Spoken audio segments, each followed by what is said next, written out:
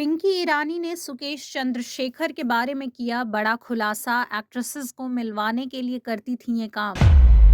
ठग सुकेश चंद्रशेखर से जुड़े मनी लॉन्ड्रिंग मामले में हर दिन कोई न कोई नई अपडेट सामने आ रही है। इस मामले में actresses Jacqueline Fernandez, Nora Fatehi, Nikki Tamboli के अलावा सुकेश चंद्रशेखर की करीबी दोस्त पिंकी ईरानी का नाम भी चर्चा में है। पिंकी ईरानी ने जैकलीन फर्नांडिस को सुकेश चंद्रशेखर से मिलवाया। इस बीच पिंकी को 21 दिसंबर तक पटियाला हाउस कोर्ट ने न्यायिक हिरासत में भेज दिया है। वहीं पुलिस रिमांड के दौरान पिंकी ने सुकेश चंद्रशेखर को लेकर कई खुलासे किए हैं। सूत्रों से मिली जानकारी के मुताबिक पिंकी ईरानी ने ठग सुकेश चंद्रशेखर को लेकर बड़ा खुलासा किया है। पिंकी ईरानी ने बताया है कि जेल का एक कर्मचारी बाहर के गेट पर मिलता था और उन्हें जेल ब्लॉक के पास ऑफिस की तरह बने बिल्डिंग में ले जाता था।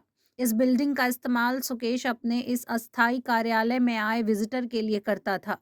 इस दौरान ना तो आईडी चेक होती थी, ना ही एंट्री दर्ज की जाती थी।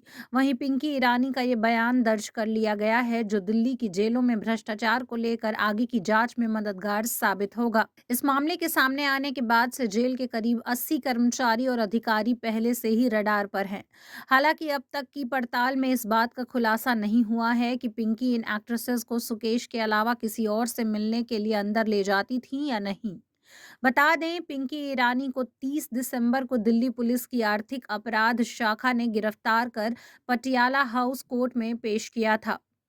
बता दें कि पिंकी ईरानी को दिल्ली पुलिस की आर्थिक अपराध शाखा ने गिरफ्तार कर पटियाला हाउस कोर्ट में पेश किया था, जहां कोर्ट ने पिंकी को 3 दिन की पुलिस हिरासत में भेज दिया था।